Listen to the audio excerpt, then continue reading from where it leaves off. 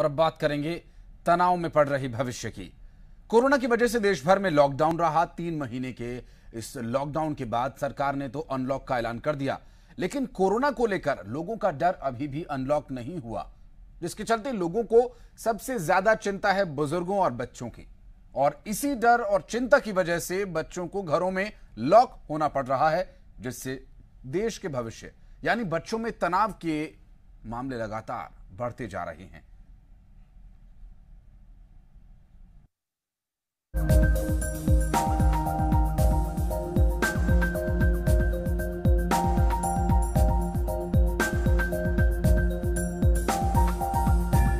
पूरी दुनिया की तरह भारत में भी कोरोना वायरस का कहर लगातार बढ़ रहा है।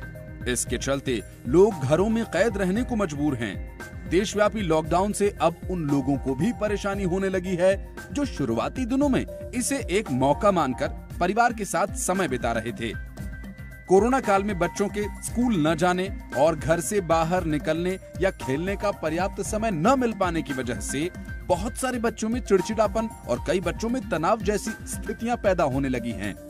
कोरोना की वजह से शिक्षण संस्थान भी बंद हैं और 10 साल से कम उम्र के बच्चों को घर से बाहर निकलने से परहेज करने की भी सलाह दी गई है।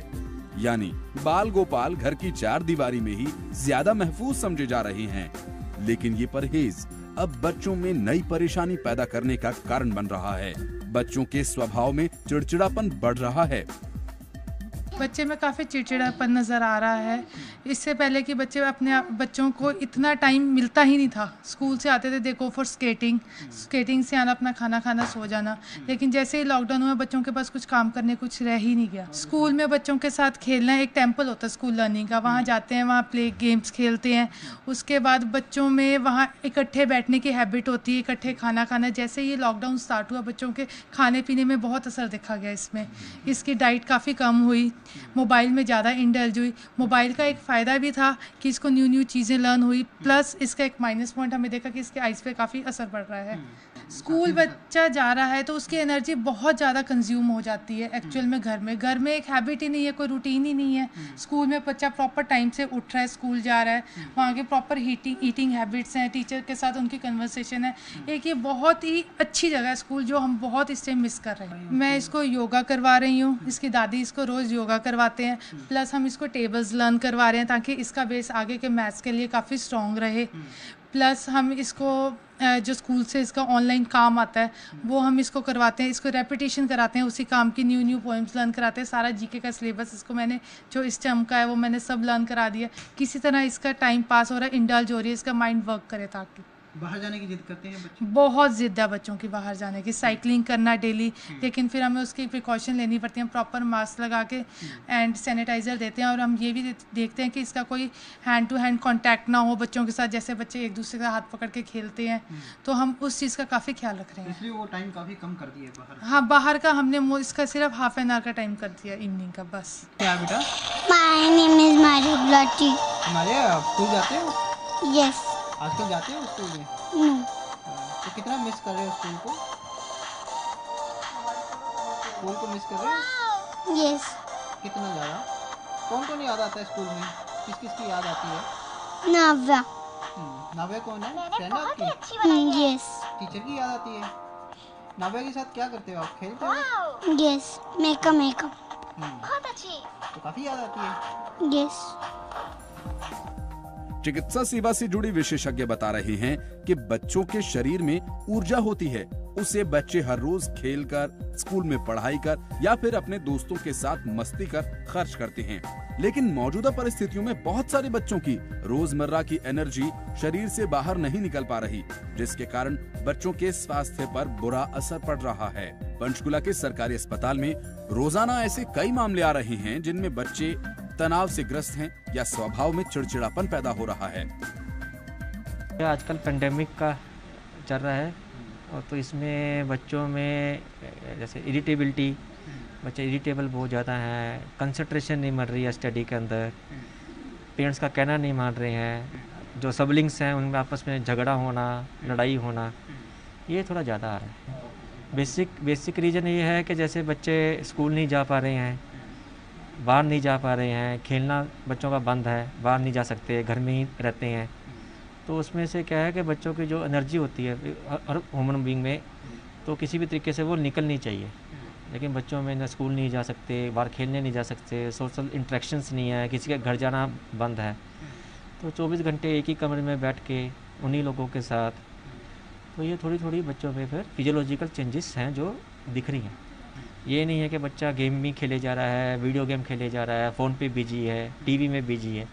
सोशल इंटरेक्शन बढ़ाएं, पेरेंट्स उनके साथ थोड़ा सैर करें घर के अंदर, बाहर पॉसिबल है तो बाहर लेके जाएं खेलने के लिए या सैर करने के लिए, सोशल डिस्टेंसिंग मेंटेन करें। उसके साथ एक्सरसाइजेस, बच्चों घर में बैठ रहे हैं तो हो सके तो उसको एक्सरसाइज करवाओ, छोटी मोटी योगा करवा लो, तो जिससे बच्चों में ये जो उनकी एनर्जी है वो बाहर निकले, सोशल इंटरेक्शंस बढ़े, तो अपने आप को रिलैक्स फील करें। बेसिकली एक क्या है, जब बच्चा स्कूल जाता है या बाहर खेलने जाता है तो वो और लोगों से इंटरेक्ट करता है, एक तो फिज़िकली भी एक्टिव होता है। फिज़िकल एक्टिविटी बहुत ज़रूरी होती है।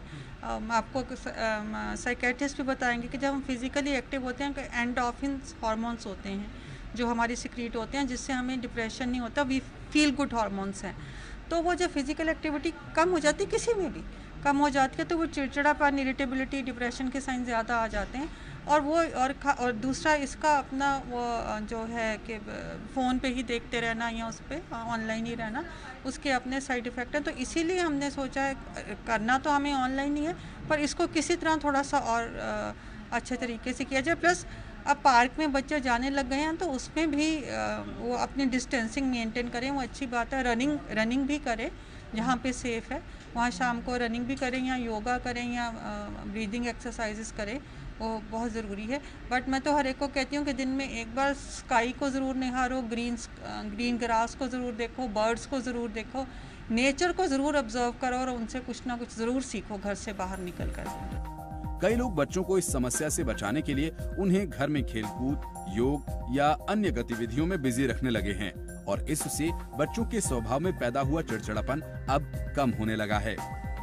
देखो आजकल तो बच्चों को सुबह थोड़ा जल्दी उठा देते हैं कि ताकि ये मेरे साथ योगा कर सके, तो ये मेरे साथ योगा करती है।